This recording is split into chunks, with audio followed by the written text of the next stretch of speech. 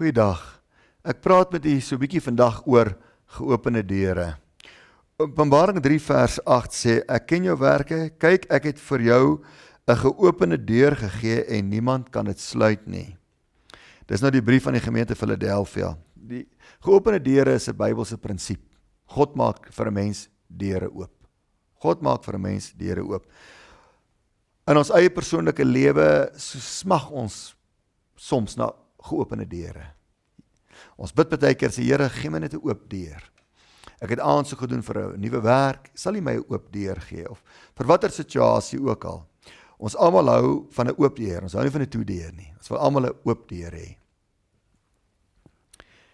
Wanneer moet 'n mens ekstra waaksaamheid aan die dag lê en 'n mens se soeke na geopende deure? Mens moet baie versigtig wees. Veral wanneer ons belangrike besluite neem in die lewe. Die oomblik as party mense net 'n oop deur kry, glo hulle die Here dat die Here vir hulle oopgemaak. Alle geopende deure kom nie van God af nie. Onthou die duiwel is 'n misleier. Die Bybel sê hy is 'n leienaar, hy is die vader van die leuen. Die Bybel sê ook hy kom soos 'n engel van die lig. Jy moet baie versigtig wees. Moenie as jy smag na 'n geopende deur, die eerste oop deur vat nie, dit is dom. Wanneer moet 'n mens ekstra waaksaamheid aan die dag lê in jou soeke na geopende deure? Nommer 1, wanneer jy moeg en uitgeput is. As jy by 'n plek kom en jy sê, jy is net klaar, jy is sieke sat vir jou werk. Jy soek nou 'n ander oop deur. Moet 'n mens baie versigtig wees. Iemand wat moeg is, dink nie meer helder nie. Moegheid ontneem jou van jou onderskeidingsvermoë. Moegheid ontneem jou van jou oordeelsvermoë.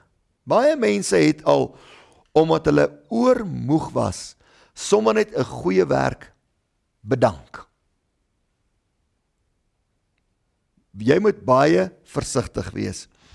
Wanneer mense so oormoeg is, dan sal 'n man maklik sê, ek is moeg vir al die verantwoordelikhede, ek kan net nie meer nie. My vrou, kom ons verkoop alles, ons gaan bly op die platteland, ons begin oor. Jy weet, as 'n mens moeg is, kan enige iets vir 'n mens na 'n paradyseiland lyk. Enigiets wat jou kan wegvat uit jou onmiddellike omstandighede, wat jy so uitput, kan vir jou lyk na 'n Mauritius. Blou see en palmbome en wit sand. En 'n mens kan jouself so oortuig dat dit die beste ding is, 'n rustiger lewe, 'n veiliger lewe op die platteland. Na aan die natuur. Dis goed wat ons sê. En dan sê ons nog boonop, en die Here sal ons help. Die Here sal ons help. So goed, jy tel so net 'n pofadder op, en sê die Here sal my help, dat hy my nie pik nie. Die Bybel sê, jy mag die Here jou God nie versoek nie. Die duiwel het vir Jesus gevat aan die tempel se dak toe en sê, spring net af. Die engele sê jou bewaar. Toe sê hy, jy mag die Here jou God nie versoek nie. Mense doen, omdat hulle uitgeput is, neem hulle roekelose besluite. En wanneer daar die slang hulle pik, of hulle half doodval, dan sê hulle, dit was God. Dat God niks daarmee te maak nie. Wanneer jy moeg en uitgeput is, moet jy baie versigtig wees vir geopende deure. Laat die duiwel jou nie mislei en by verkeerde oop deur laat ingaan nie. Wanneer moet 'n mens ekstra waaksaam in die dag lê en jou soeke na geopende deure? Nommer 2, wanneer jy desperaat is. As iemand desperaat is, kan enige deur op 'n oop skreef, net 'n skreefie oop staan. Dis vir hom oop deur. Hy gryp na elke grashalm. As jy desperaat is, gryp jy na enige grashalm. Wanneer jy, kom ons gaan maar meer na die voorbeeld van die werk toe. As jy moeg en uitgeput is by jou werk, dis punt nommer 1. En iemand kom sommer en sê, hoor jy begin saam by 'n besigheid. Dis 'n skreefie. Skreefie, ou grashalmpie. Ja nee, kom ons doen dit. desperate mense loop gevaar om groot foute te maak. Desperaatheid pootjie 'n mens. Mens moet baie versigtig wees vir desperaatheid. Desperaatheid laat jou hardloop in enige rigting, en ek wil vir u sê, as 'n mens eers begin hardloop, gaan jy aanhou hardloop. Gelowige mense hardloop nie. Jy wag dat die Here jou lei, en jy stap rustig. Dis desperate mense wat hardloop. Desperaatheid vra nie. Desperaatheid sien enige ding as potensiaal. Raak eers kalm, kry vrede binne jou omstandighede. Mense wil baie keer hulle binnewêreld verander deur die eksterne wêreld te verander. Dis verkeerd om. Verander eers jou binnewêreld, dan sal jy 'n beter perspektief kry rondom jou buitewêreld. Raak eers kalm. Doen jou bes daar waar jy is, maar desperaatheid gaan jou nie veel baat nie. Nommer 3. Wanneer moet 'n mens ekstra waaksaamheid aan die dag lê en jou soeke na geopende deure? Nommer 3. Wanneer forsering begin plaasvind. Wanneer jy dinge begin forceer, moet jy weet dis 'n verkeerde pad. Of wanneer ander mense jou begin forceer, moet jy weet jy's besig om mis te vat. God forceer nie. Psalm 23 sê hy is ons herder. God lei ons. Hy lei ons. Mense het vir hulle self al latte gepluk om mee geslaam te word, omdat hulle dinge forceer. Hulle wil nou maar een ding, hulle wil nou maar hy ding net hê. Hulle druk alle kante toe, mans druk hulle vrouens, vrouens druk hulle mans, hulle wil dit hê. Ek gaan vir u weer sê, as 'n mens dinge begin forceer, soek 'n mens vermoeilikheid. God lei 'n mens, waarna toe? Na waters waar rus is, nie onrus nie. Wanneer God 'n mens lei, en nuwe deure vir 'n mens oopmaak, sal jy 'n rustigheid in jou hart hê. Al is daar groot uitdagings wat vir jou wag aan die kant daardie geopende deur. Dit maak nie saak nie. Jy sal 'n vrede hê wat alle verstand te bowe gaan. Jy sal net 'n oortuiging hê wat 'n rustigheid in jou hart bring, dat hierdie is God se wil. Ek kan maar by hierdie oop deur ingaan. As 'n mens geforseerd is, raak jy haastig. En geloof is nie haastig nie. God is ook nie haastig nie. As hy haastig was, het hy hele skepping in minder as 'n sekonde gemaak. Hy het 'n paar dae gevat met dit alles. God werk met sy eie tyd. Moet net nie dinge begin forceer nie. Die duiwel is 'n forceerder. As mense jou begin forceer, moet jy weet, is nie God wat daar agter die skerms werk nie, dis die Satan wat daar agter werk. Hy wil jou druk om vinnig besluite te neem sonder God, sodat jy moeilikheid kan kry vorentoe. God sal jou lei na waters waar daar rus is. As dinge begin forceer, moet jy begin wag. Moet jy begin sê, iets is verkeerd. Luister, as die Here 'n deur oopmaak, gaan hy daai deur vir jou waarheid oopmaak. Jy hoef nie daai deur te forceer nie. As God 'n deur oopmaak, gaan hy vir jou waarheid oopmaak. Jy gaan nie nodig hê om dinge te forceer nie. Nommer 4. Wanneer moet ons ekstra waaksaamheid aan die dag lê? Raak in 'n geopende deur. Nommer 4. Wanneer dinge te goed klink om waar te wees. Ons weet dit tog almal. Wanneer dinge te goed klink om waar te wees, dan moet jy weet, dit is te goed om waar te wees. Ons almal soek daai groot geleenthede, daai groot deurbrake, daai groot bevordering, daai groot ding om te gebeur, daai groot ryp appel wat sommer net in jou skoot val. Maar ek wil hier vandag sê, wanneer dinge te goed klink om waar te wees, dan is dit gewoonlik te goed om waar te wees. Ek besef dat God kan ook op 'n dag 'n groot guns oor jou lewe uitstort. Ek weet dit is moontlik. Maar jy moet baie versigtig wees. In hierdie tyd waarin ons nou leef, reg oor die hele wêreld, smag mense na geopende deure. Baie het hulle werk verloor.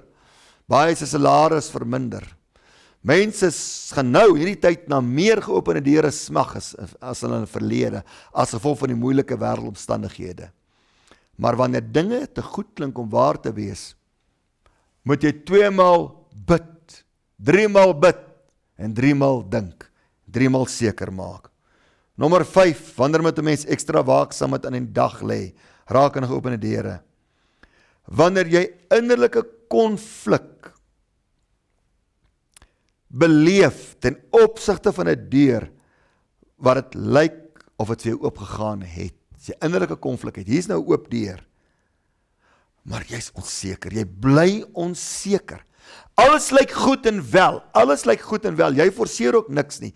Dit lyk goed en wel, maar tog is hier innerlike konflik. Nou wil ek vir jou sê, God praat met oortuiging. Dink aan die Heilige Gees. Die Bybel praat van die Heilige Gees, hy sê die Heilige Gees oortuig van sonde, geregtigheid en oordeel. Let op die woord oortuig. Die dag toe jy tot bekering gekom het jy geweet dat jy weet. Jy was oortuig, jy is verlore, jou siel moet gered word. Nee, jy was oortuig.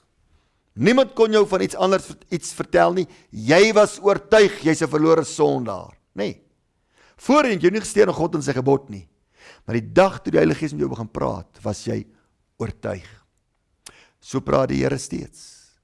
As die Here vir jou 'n geopende deur gee, sal jy oortuig wees deur sy Gees. Dis 'n deur wat God vir jou gegee het, 'n oop deur. Jy sal oortuig wees. Moet jy nie skwel daaroor nie. As jy in jou binnekant konflik beleef, moet jy weet, dis nie God nie. Luister maar. Daar is 'n mooi Engelse uitdrukking wat ek nou aan dink. Dit sê, when in doubt, as jy twyfel, when in doubt, rather go without. When in doubt, rather go without. Die ander ding is, ek en my vrou leef ons hele lewe so.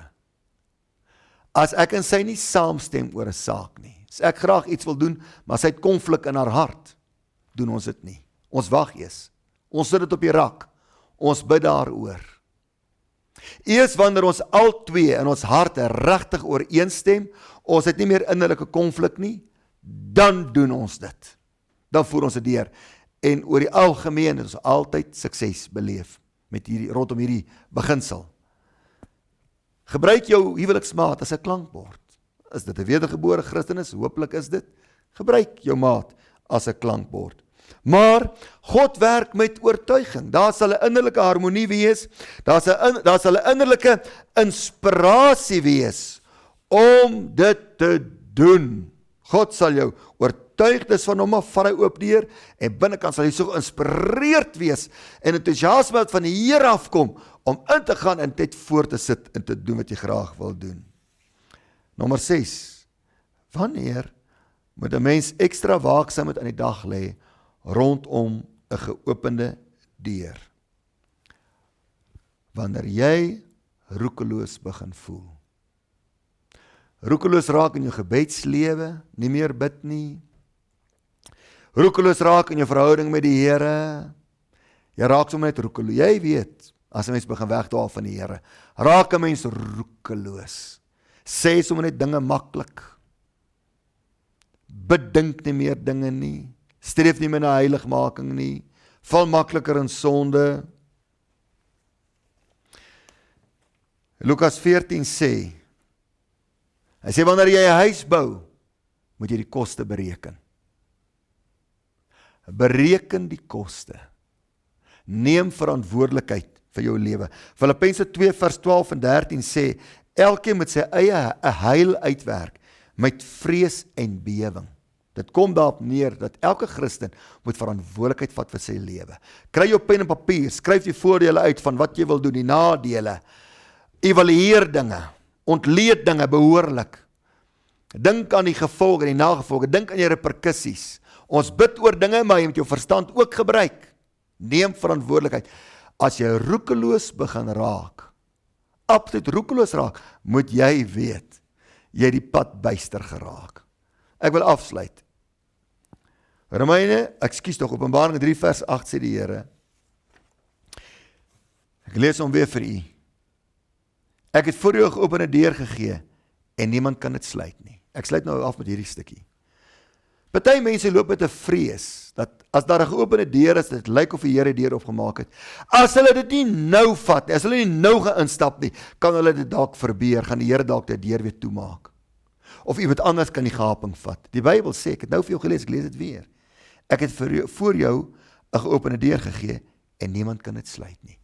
As die Here vir jou 'n oop deur gee, kan niemand dit sluit nie. Niemand.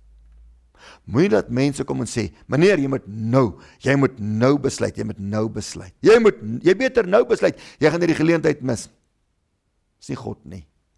As die Here vir jou geopende deur gee, as daai saak van God afkom, kan jy maar 'n bietjie wag. As jy nog sekerheid nodig het, dit kom van die Here af, bid nog bietjie daaroor. Niemand gaan daai deur, as dit van God afkom, gaan niemand daai deur kan toesluit nie. Niemand gaan daai geleentheid van jou af kan wegvat nie. Mag God u help om by die regte deur, die regte oop deur in te gaan. Here, dankie dat die Heilige Gees ons lei, ook in hierdie saak. Ek bid vandag vir mense wat smag na 'n geopende deur. Sal vir u vir hulle lei. Sal u hulle help om nie oorhaastig te wees nie? Sal u hulle help om selfbeheersing toe te pas? Geef hulle onderskeidingsvermoë? Ek bid vandag, Here, gee vir mense 'n mooi geopende deur in Jesus naam. En ek sê dankie daarvoor. Amen. God seën u. Totsiens.